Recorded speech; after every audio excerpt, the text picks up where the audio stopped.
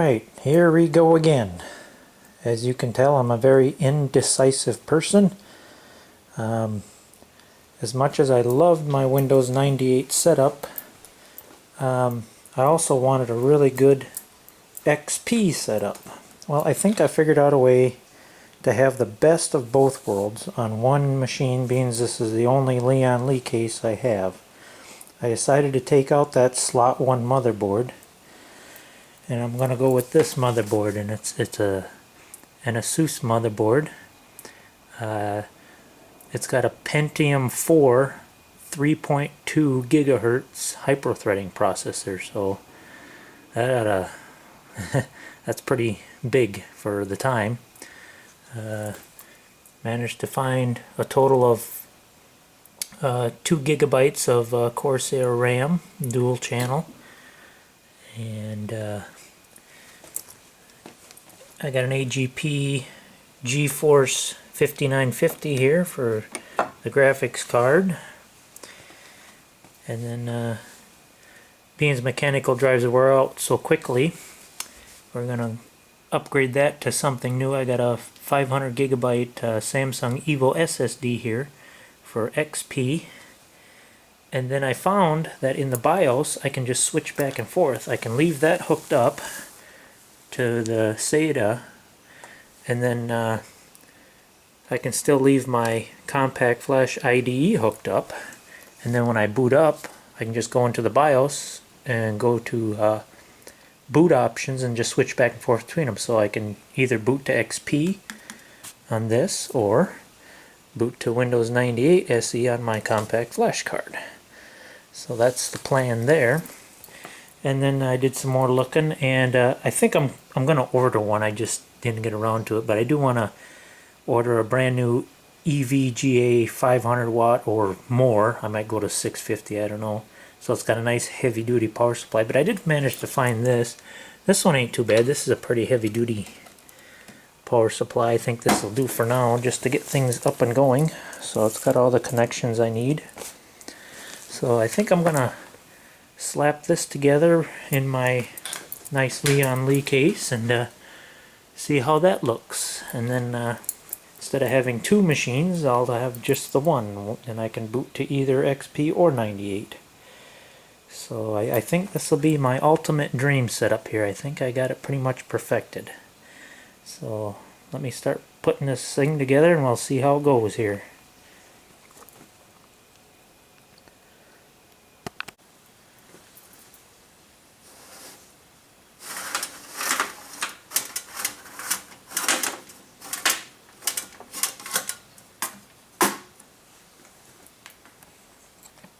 Love that feature of the Lian-Li case where you can just slide that out. I wish all cases were like that.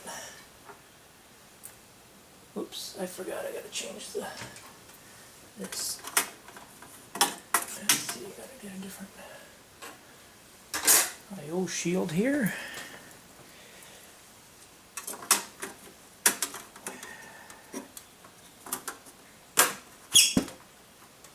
Let it pop in hard. Jeez. Get that in there all the way. Looks like I got it in there.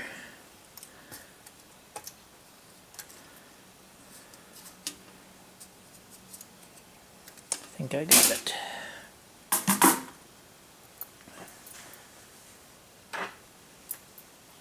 Oh, with you and with the super new.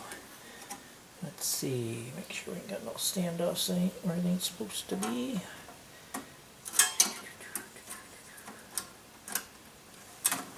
Let's see here. I ain't sure if I like where that one's going.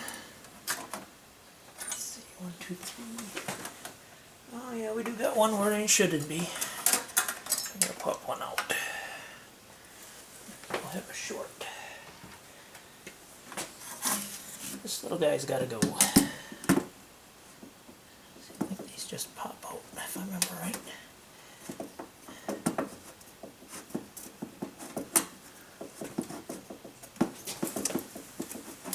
There we go. 2, 3, 4, 5, 6, 7, 8, 9. again. See, 1, 2, 3, 4, 5, 6, 7, 8, 9. Don't want nothing metal touching metal here.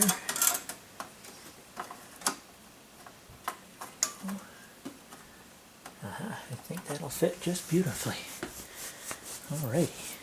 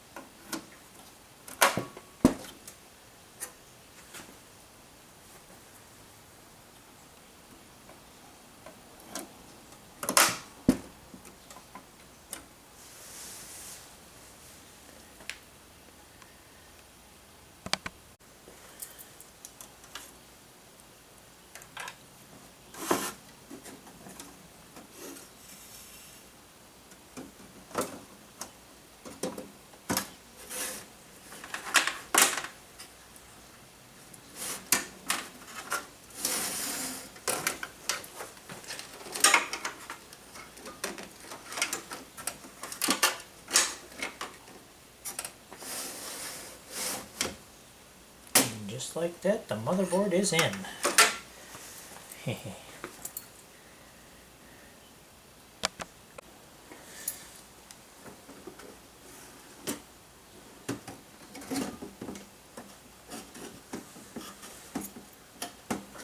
Catching on here.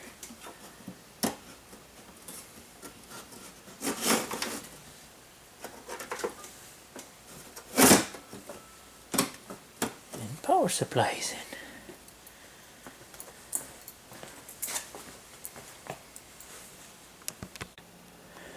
Okay, well, sorry I didn't record more of putting it together, but, you know, trying to record and work on this stuff at the same time, you know, I give props to other YouTubers that film every little screw and stuff that they put in there. It's quite impressive how they do that. But anyway, did some rearranging. I decided I'd like to have some front USB ports, so I kind of cobbled together something for front USB for now.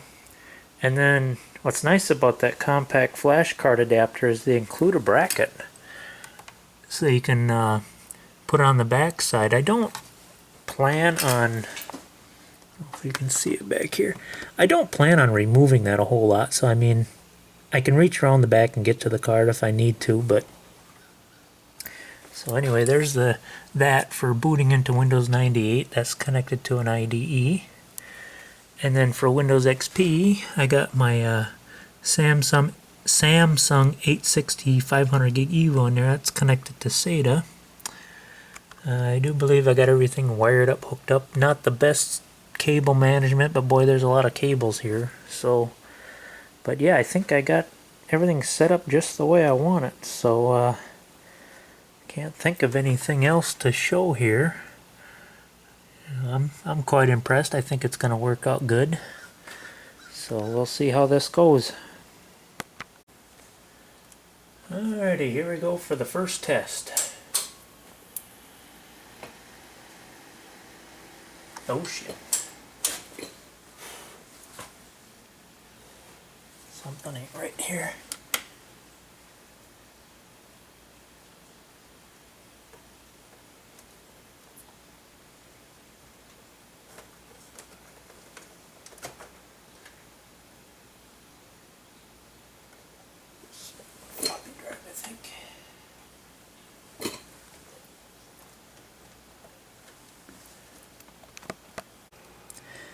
Okay, I'm not afraid to admit it. Even though I've been building computers for almost 20 years, even I can be in a hurry and do something totally stupid.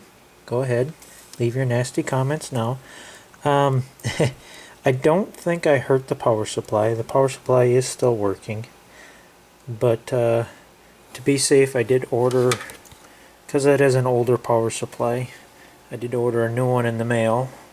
Although when it came in the mail, it looks like Ace Ventura Pet Detective delivered it. I already opened it. The power supply is fine. It's the power supply itself it's not damaged or dented or anything. It's just that the box has seen better days. But yeah. But yeah, if you're in a hurry and you're trying to plug one of these in, you know, and you can't quite see what you're doing, if you do exactly like I did and you're one pin off, I'll show you what I did here. In a haste, I only had 3 of the 4 pins plugged in. See this extra pin that's sticking out? So by doing that, this red wire is connected to a ground. So it just kind of shorts out and stinks. And it got hot enough where it actually melted one of the pins off the connector. So luckily I did have a spare floppy drive, so it's not a big deal. So, but yeah, even someone like me who's done it hundreds and hundreds of times, you get in a little bit of a hurry, you know, you can screw things up. So yeah, don't be in a hurry. Don't be an idiot like me. Also, another thing I decided to buy, they're cheap enough now. I wanted to get some front USB ports on this baby, so I bought one of these all-in-one card readers. The only thing I will not be able to use is the USB 3, which is not a big deal, but at least I got all these nice USB 2 ports and multi-card readers, all that good stuff. So I think I'm going to throw that in there too, just because I got the room for it. So at least I got front USB. Yeah, again, like I say, and other computer builders will even say the same thing. Even though you're building a retro computer and you want to like keep it all authentic, blah blah blah, there's still no excuse not to change the power supply. Even though this power supply is still good, the capacitors look good. These newer power supplies, they're more efficient. You know, it's a smart thing to do. Just change the power supply. They're cheap enough. I mean, this was only like, I think I want to say 40 bucks. I mean, and you say, well, what about all the connectors? Well, even the newer power supplies, they got it. Like this motherboard only takes a 20 pin instead of 24. Well, you just don't use this pin. It's all the same. You know, and it still has the old style Molex. So there's no reason not to put a new power supply in an old retro computer. So that's the reason I'm doing it. And another reason I'm doing it is, yeah, because I don't think I heard it, but I don't want to take the chance. I mean, it did have a dead short, so I'm sure it had some effect on it. But either way, don't be cheap. Buy a new power supply. However, I do see one little flaw into using newer power supplies for retro computing, is you use a heck of a lot more of the Molex connectors for powering stuff like the video card and all that stuff, and you kind of run out of them pretty quickly. And if you like to distribute your power, you know, so you're not sucking all the power off of one line, you got all these extra SATA power cables that you ain't going to be able to use, and I'm already running short. And I thought, well, that's no big deal. I got tons of adapters, but they go the wrong way. So I'm going to have to order some of these, only instead of going from SATA to Molex, going from Molex to SATA, I need SATA to Molex. Like these babies. I'll have to order a bunch of these. I see we got a 3-pack here for around $8, so I'll have to get some of them coming.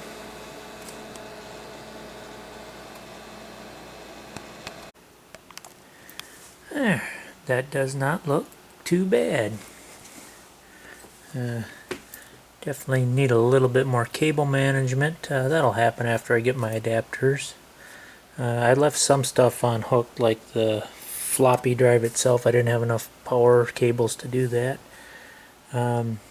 It boots up to XP really well, but Windows 98 is being a little finicky for some reason. I got the compact flash card back here. I also ordered one of these. I'm thinking this might work a little bit better. This is a SD card to ID, and I may try that instead, see if that'll work a little better.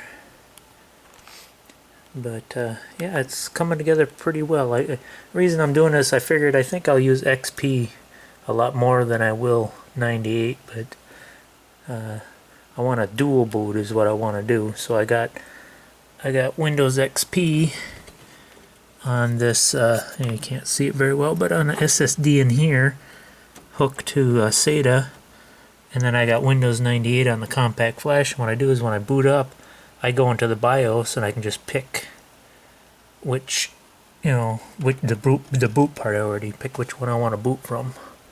So that's how that's set up. So yeah, anyway, it's not completely done, but it's getting closer and closer to what I want. So I'll give a quick little demonstration. I think I got it set to boot to Windows XP right now.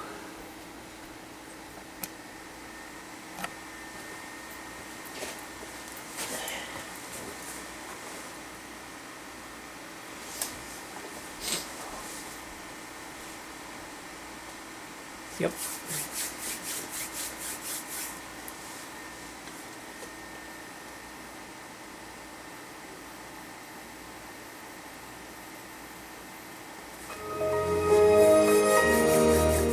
Yeah, XP is working excellent on this. Windows 98, I'm still struggling with some drivers a little bit, but I think I'll get them worked out eventually.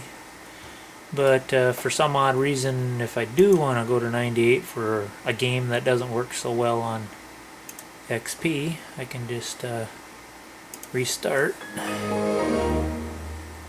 Or I can go from a, when it's completely off, just when as soon as I turn on, hit the delete key and go into the BIOS.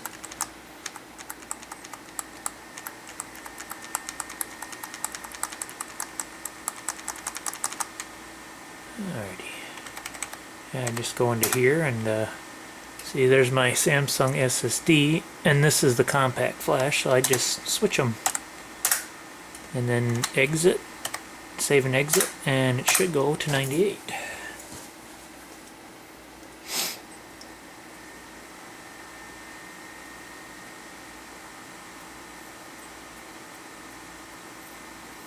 Yep.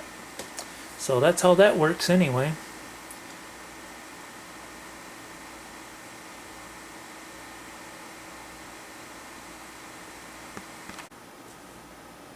I think I might have got my driver. Oh. Yeah, Windows 98 boy sure is finicky about drivers.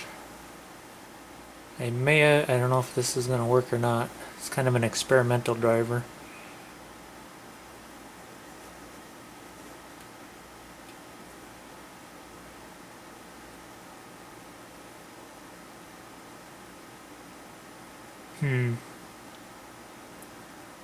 Sure is finicky. Ew, what is that?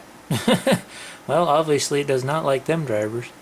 Well, either way, I'll have to do some messing around to get the XP to boot up yet. So we'll see. At least the XP side works really good. Let's see if I go.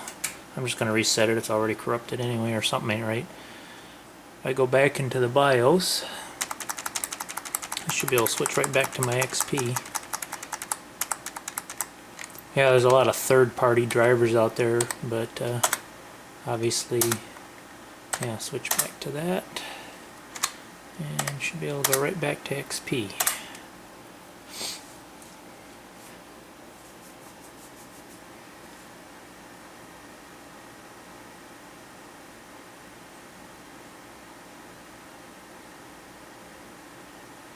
Yeah.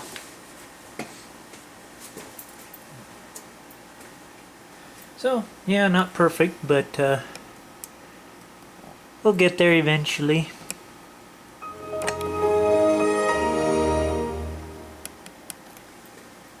It's all part of the fun. Later.